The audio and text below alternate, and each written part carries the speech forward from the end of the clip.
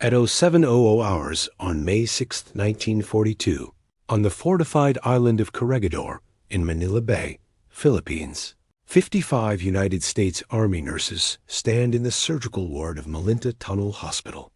The acrid smell of disinfectant mingles with sweat and fear. Outside, Japanese artillery pounds the rocky fortress into submission. These women have worked 72 consecutive hours, treating casualties from the final defense of the Philippines. Amputations performed by flashlight, morphine rationed to 1 syringe per dozen dying men, surgical instruments sterilized in rusty water. Within 3 hours, the white flag rises over Corregidor. These nurses become the largest group of American military women ever taken prisoner, by an enemy force 77 in total, when combined with Navy nurses captured in Manila. But here stands the forgotten story of World War II. While 27,000 American servicemen became prisoners of war in the Pacific Theater, these 77 women would endure something different. Not because their captivity was worse than the Bataan Death March or the Burma Railway, though starvation would reduce their body weight by an average of 32% over 3 years, but because history itself seemed determined to forget them. All 77 survived, every single one, and then they came home to silence. This is not just their story. This is the story of thousands of women across 2 theaters of war nurses, spies, resistance fighters, and civilians who became prisoners in a conflict that the Geneva Convention barely acknowledged their existence. This is the story of the forgotten prisoners of war. December 7, 1941, marks the beginning, but for the women stationed in the Philippines, paradise had ended hours earlier. At Clark Field, 60 miles north of Manila, the first Japanese bombs fall at 12:30 hours on December 8 across the international date line. This strikes simultaneous with Pearl Harbor. Army nurse, 2nd Lieutenant Juanita Redmond, watches the sky darken with aircraft. She writes in her diary, "The beautiful Philippine morning turned into hell in less than 3 minutes." 99 American military nurses serve in the Philippines when war begins. Most are in their 20s, adventurous young women who volunteered for what recruitment posters promised as an exotic 2-year posting. Lieutenant Josie Nesbitt, 47 years old, serves as assistant chief nurse. Her superior, Captain Maud C. Davison, commands at age 57, a veteran who nursed soldiers during the Great War and carried those memories into this new conflict. These women expect casualties. They do not expect what comes next. Within weeks, Japanese forces push American and Filipino defenders onto the Bataan Peninsula. The nurses establish Hospital No. 1 and Hospital No. 2 in the jungle open-air wards with 300 to 400 patients each, no walls, no sterilization equipment worthy of the name. They perform surgery under mosquito nets. Malaria, dysentery, and dengue fever ravage patients already weakened by combat wounds and starvation rations. The nurses themselves receive 700 calories daily less than half of what sustains basic metabolism. Yet they work 12-hour shifts, then 18-hour shifts, then around-the-clock rotations as the defensive perimeter collapses. 2nd Lieutenant Frances Nash remembers carrying her surgical instruments in a musette bag as they evacuate from Bataan to Corregidor on April 8, 1942. The island fortress, barely 3 square miles of volcanic rock, houses Malinta Tunnel, a concrete labyrinth built into the mountain, now converted to a hospital. 11 Navy nurses already work there, having surrendered in Manila when the capital fell in January. Together, the nurses treat wounded as Japanese artillery transforms Corregidor into what soldiers call the Rock of Agony. On May 6th at 1000 hours, General Jonathan Wainwright broadcasts the surrender. The Japanese arrive by landing craft.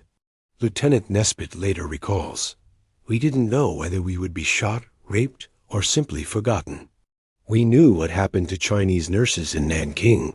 Instead, the Japanese photographed the nurses' extensively propaganda gold, these white-uniformed American women in defeat. Both sides exploit the images. Japan to demonstrate conquest, America to fuel war bond rallies with slogans like, "Remember our nurses." But 11 nurses never appear in those photographs. On April 29th, before the surrender, a handful of Army nurses attempt evacuation by floatplane. Engine failure forces them down on Lake Lano, Mindanao. They become prisoners immediately, a forgotten footnote that joins the main narrative only months later.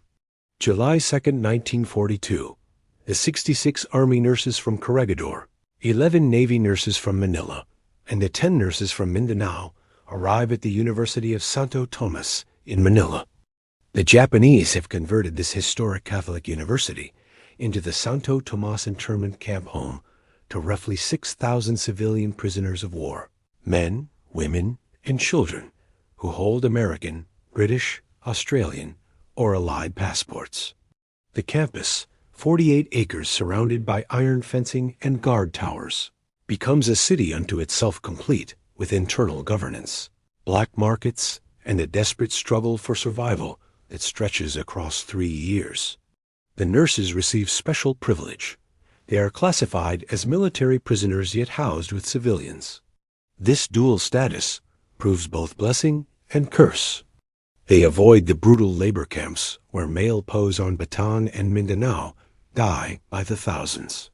Yet they inhabit a liminal space soldiers, without the Geneva Convention protections afforded to male prisoners. Women without the civilian safety that their fellow internees imagine they possess. Captain Davison and Lieutenant Nesbitt make a decision that saves lives. They organize the nurses into 4-hour rotating shifts at Santa Catalina Hospital, established inside the camp's education building. Routine becomes survival. Every morning at 0600 hours, nurses report for duty despite dysentery, despite beriberi, despite the gnawing hunger that never stops. They treat malaria with quinine smuggled by Filipino civilians who risk execution to pass medicine through the fence. They set broken bones without x-rays. They deliver babies in rooms where the temperature exceeds 100 degrees Fahrenheit. They hold patients dying of starvation, including children whose ribs protrude like cage bars. The rations tell the story. In 1942, internees receive approximately 1,500 calories daily marginal, but survivable. By 1943, this drops to 1,200 calories. In 1944, Japanese military fortunes decline across the Pacific, and vindictiveness manifests in hunger. Daily calories fall to 800, then 700.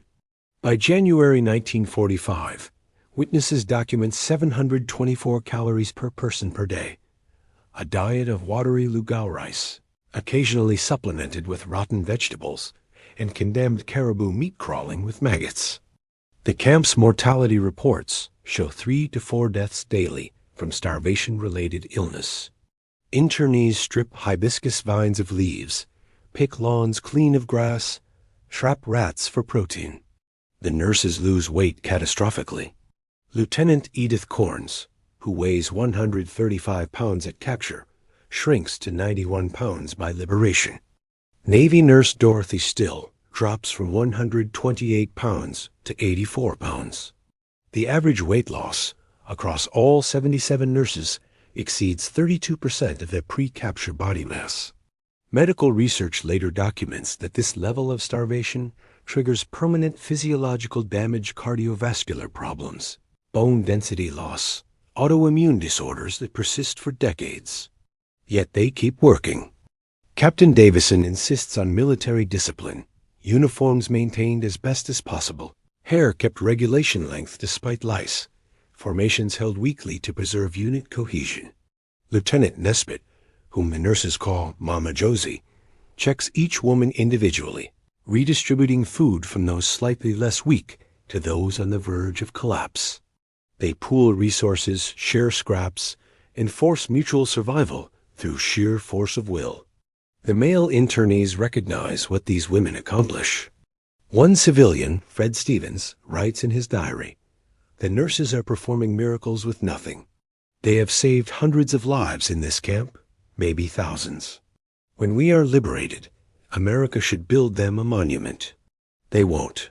Nobody remembers nurses. While the angels of Bataan endure Santo Tomas, on the other side of the South China Sea, a different horror unfolds. February 12, 1942. The SS Wiener Bruck, a British merchant vessel, evacuating nurses and civilians from Singapore as it falls to Japanese forces, sinks off Bangka Island after Japanese aircraft attack. 65 Australian Army nurses survive the torpedoing. They swim to shore, exhausted, oil-soaked, desperate for rescue. Instead, they encounter Japanese soldiers. On February 16, 1942, at approximately 1300 hours, Japanese troops marched 22 nurses into the shallow surf at Raji Beach.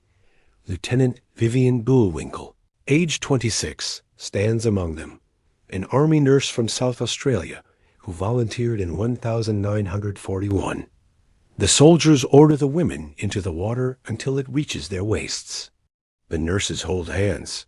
Then the machine guns open fire. Bullwinkle feels the bullet punch through her left side, above her pelvis. She falls forward into the water, conscious but immobile, playing dead as bullets churn the surf around her. The firing continues for 2 minutes. When silence falls, Bullwinkle lies among 21 corpses, her friends, her colleagues, her sisters in arms. She is the sole survivor. For 10 days, Bullwinkle hides in the jungle, her wound festering, surviving on coconuts and rainwater collected in leaves. Fever nearly kills her. Infection turns her wound putrid. On February 26th, she encounters another Wiener Bruck survivor, Private Kingsley, a British soldier also wounded in a separate massacre. Together, they conclude that death in the jungle exceeds death by capture. They surrender to Japanese forces. The Japanese interrogate her extensively. Bullwinkle, understanding that revealing knowledge of the massacre ensures her immediate execution, claims she separated from the other nurses during the sinking and knows nothing of their fate. The Japanese, perhaps suspicious but unable to prove otherwise, send her to the Palembang internment camp in Sumatra, where she joins 31 other nurses who survived the Wiener Bruck sinking and evaded the massacre. Bullwinkle keeps silent about Raji Beach for the entire war. She confides only in her fellow nurses, who understand that speaking means death, not just for Vivian, but potentially for all of them, as witnesses to a war crime the Japanese cannot allow to be recorded. For 3.5 years, through starvation, disease, forced labor, and constant threat of sexual violence, Bullwinkle carries that secret. 8 more nurses die in captivity from malnutrition and tropical disease. 24 Australian nurses survive Sumatra internment. Not until liberation does Bullwinkle testify about the massacre, providing evidence that leads to war crimes trials and the execution of the responsible Japanese commander. Her survival remains one of the war's most remarkable stories, not merely surviving a bullet in a massacre, but surviving 3 years of captivity, while carrying evidence that would have ensured her execution had it been discovered. The bullet wound in her side never properly heals. For the rest of her life, scar tissue and nerve damage remind her of February 16, 1942. Pacific Theater holds no monopoly on forgotten women prisoners. In Europe, a different war unfolds, one fought in shadows, where women serve not as nurses, but as combatants, and where capture means something far more immediate than starvation, torture, and execution. September 13, 1944. AC-47 medical evacuation aircraft lifts off from Belgium, bound for England with wounded soldiers.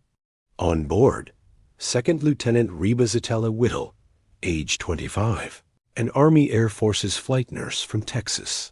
At 14:25 hours, German flak strikes the left engine over Aachen. The aircraft crashes near the German border. Lieutenant Whittle survives with minor injuries. German soldiers capture her within hours. She becomes the only American military woman held as a prisoner of war in the European theater. The Germans, uncertain how to process a female POW, eventually send her to Stalag Luft XC, a prison camp for captured airmen. The camp commandant, equally perplexed by a woman among his prisoners, ultimately allows Whittle to work in the camp hospital, nursing Allied POWs. For 5 months, she endures interrogation, malnutrition, and the chaos of Germany's collapse. When the camp evacuates ahead of advancing Soviet forces in January 1945, Whittle marches with male prisoners through winter snow until liberation by American forces in April 1945. Post-war, the United States Army refuses to recognize Whittle as a prisoner of war. Regulations specify that women cannot be POWs. They are detainees. Whittle fights this classification for months until the Army, grudgingly, issues proper POW documentation. The bureaucratic battle encapsulates a larger truth. The military establishment struggles to comprehend women captured in combat because doctrine assumes women do not belong in combat. But the shadows hold darker stories. In occupied France, Belgium, and the Netherlands, women serve in the Special Operations Executive British Intelligence's guerrilla warfare organization. These women parachute into Nazi-controlled territory to organize resistance networks, transmit intelligence, and sabotage German operations. Capture means Gestapo interrogation, torture, and usually execution. Noor Inayat Khan, codenamed Madeline, operates as a wireless radio operator in Paris throughout 1943. Descended from Indian royalty, fluent in multiple languages, she transmits critical intelligence to London, despite knowing the Gestapo hunts her specifically. On October 13, 1943, betrayal by a French collaborator leads to her capture. The Gestapo torture Khan for information about her network. She reveals nothing. They imprison her at Pforzheim prison in Germany, shackled and kept in solitary confinement. 10 months later, on September 13, 1944, the Gestapo transport Khan to Dachau concentration camp. The next morning at dawn, SS guards execute her by a single shot to the back of the head. Her last word, witnesses report, is Liberté. She is 30 years old. Violette Chabot, another SOE agent, parachutes into France twice. On her second mission, June 10, 1944, 4 days after D-Day, German forces capture her during a firefight. Chabot empties her Sten gun, covering her resistance colleagues' escape before ammunition runs out. The Gestapo torture her at Friends prison in Paris. She reveals nothing. They send her to Ravensbrück concentration camp in Germany, the Reich's primary camp for women, housing more than 120,000 prisoners during the war, most of them resistance fighters, political prisoners, or classified as undesirables. Ravensbrück operates as a death camp disguised as a labor camp. Women work 12-hour shifts manufacturing ammunition and uniforms. Rations provide barely subsistence, bread made from sawdust, watery soup, occasional rotten vegetables. Disease kills thousands. Medical experimentation kills hundreds more. Nazi doctors test surgical procedures on healthy women, deliberately infecting them with gangrene, glass, or wood splinters to study infection patterns. The camp includes a gas chamber, operational from 1945, where prisoners too weak for labor are murdered. Violette Chabot survives Ravensbrück for 11 months. On January 27, 1945, with Soviet forces approaching, the SS executes Chabot and 2 other SO agents, Denise Bloch and Lillian Rolfe, by shooting. Chabot is 23 years old. Her daughter is 4 years old and has never known her mother outside photographs and stories. 3 other SO women, Yolande Beekman, Madeleine Demerment, and Eliane Pluin, are executed at Dachau on September 13, 1944, the same day as Noor Inayat Khan. Altogether, 13 Sioux women die in Nazi captivity, most by execution after torture. Their deaths are classified until after the war. Their families receive generic notifications. Missing in action. The truth emerges only during war crimes trials. These women die as soldiers.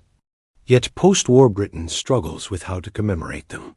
The George Cross, the United Kingdom's highest civilian decoration for gallantry, is awarded posthumously to Noor Inayat Khan and Violet Shabo, not the Victoria Cross, the military decoration. The distinction matters. It codifies what society wishes to believe, that women, even women who fight and die in uniform, remain civilians at heart. February 3, 1945, 2100 hours, Manila, Philippines. Lieutenant Colonel Haskett Connor leads the flying column of the 1st Cavalry Division's 8th Cavalry Regiment through the Japanese-held northern suburbs of Manila. His orders: punch through enemy lines and reach Santo Tomas before the Japanese can massacre the internees. Intelligence reports indicate Japanese forces plan to execute all prisoners before American forces arrive. The column consists of tanks, half-tracks, and infantry mounted on vehicles, 800 men moving at maximum speed through a city defended by 14,000 Japanese naval troops who have orders to fight to the death. At 20:30 hours, the column reaches the Tuliahan River Bridge. Japanese machine guns open fire. The Americans suppress the position with tank cannons and push forward. Wrong turns delay them. Street fighting slows the advance. Every minute counts. At Santo Tomas, 68 Japanese guards hold 4,000 internees hostage, including the 66 Army nurses. Inside the camp, internees hear the gunfire approaching. Some believe it is their imagination starvation-induced hallucination. Others climb to second-floor windows, straining to see. At 2108 hours, a Sherman tank smashes through the main gate at Santo Tomas. Lieutenant Abaco, the Japanese camp commandant, orders his guards to take positions. He holds a grenade. The standoff lasts 2 hours while American officers negotiate. Finally, at 0230 hours on February 4th, the Japanese agree to safe passage to Japanese lines in exchange for releasing the prisoners. The nurses emerge into the courtyard, skeletal women in tattered uniforms, some too weak to walk. Soldiers from the 1st Cavalry stare in shock. These are American military women, officers, and they look like concentration camp survivors. Because they are concentration camp survivors, medics immediately begin emergency treatment for malnutrition. Morphine for the pain. Intravenous fluids for those too dehydrated to drink. Food given in tiny portions. Too much food after prolonged starvation can kill through refeeding syndrome, where the body's systems, starved of nutrients for years, overload when nutrition suddenly becomes available.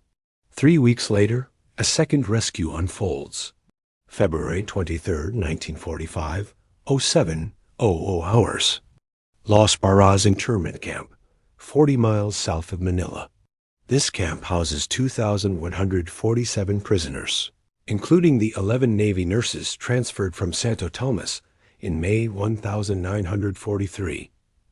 Los Barras sits deep in Japanese-controlled territory.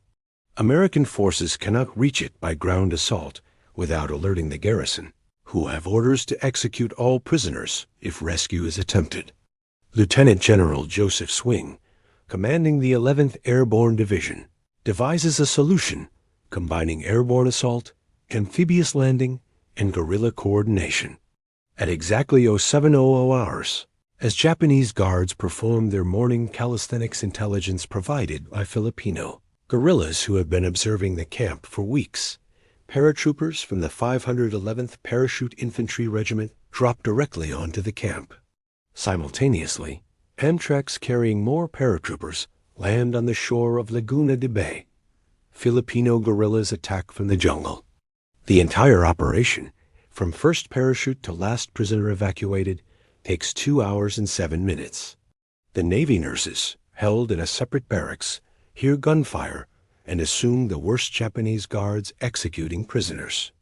Instead, an American paratrooper crashes through their door, shouting, "Ma'am, we're getting you out." The nurses, weakened by 3 years of captivity, can barely comprehend rescue. Some refuse to leave until their patients are evacuated.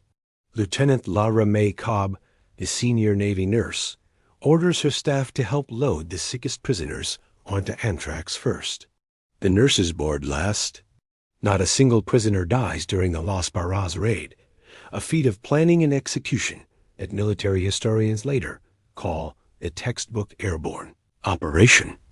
All 11 Navy nurses survive. All 66 Army nurses survive Santo Tomas. 77 women went into captivity in May 1942. 77 women emerge alive in February 1945, while thousands of male POWs die on Bataan, in Burma, and across the Pacific, mortality rates exceeding 39% among prisoners of the Japanese. Not one of the 77 nurses dies in captivity. How? Captain Davison's leadership, Lieutenant Nesbitt's mothering, the nurses' collective discipline and mutual care, medical knowledge that allows them to treat their own illnesses, the special privilege of working in the camp hospital, which provides access to smuggled medicine. And witnesses agree, extraordinary luck. The Japanese could have executed them at any time. Disease could have killed them. Dysentery, malaria, dengue fever claimed hundreds of other internees. Starvation came within days of killing them.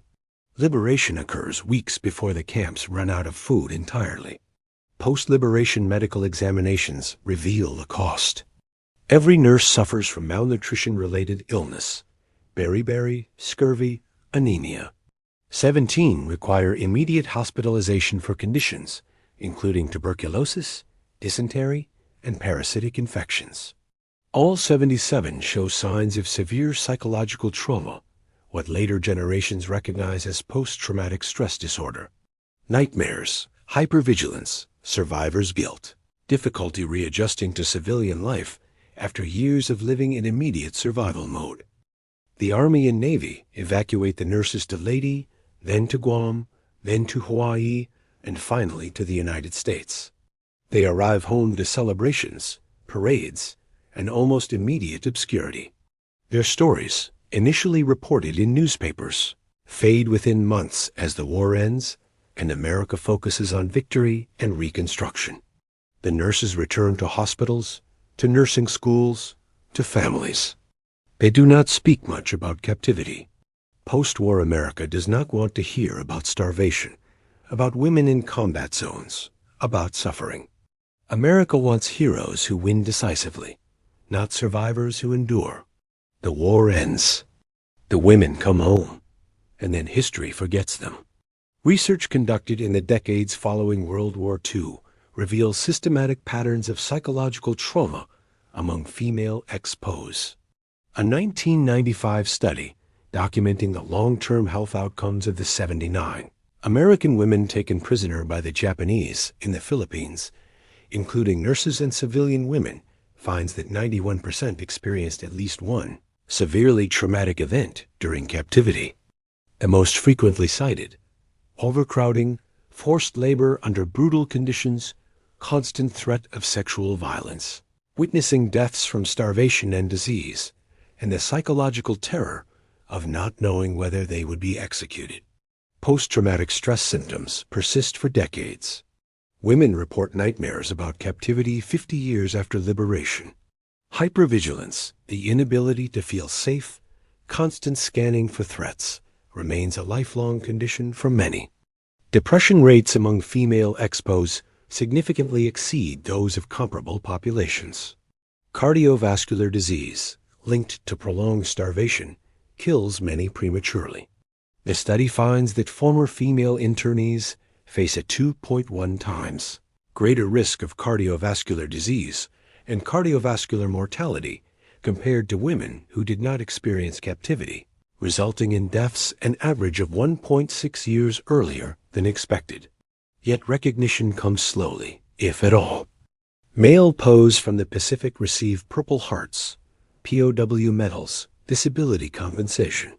The women nurses, because they were interned with civilians rather than held in military POW camps, face bureaucratic battles for proper recognition. The Army eventually awards them POW medals and Purple Hearts, but only after years of advocacy. Public memory focuses on male heroes, the Bataan Death March, the Burma Railway, the brave soldiers who fought and died. The women who kept those soldiers alive fade from memory.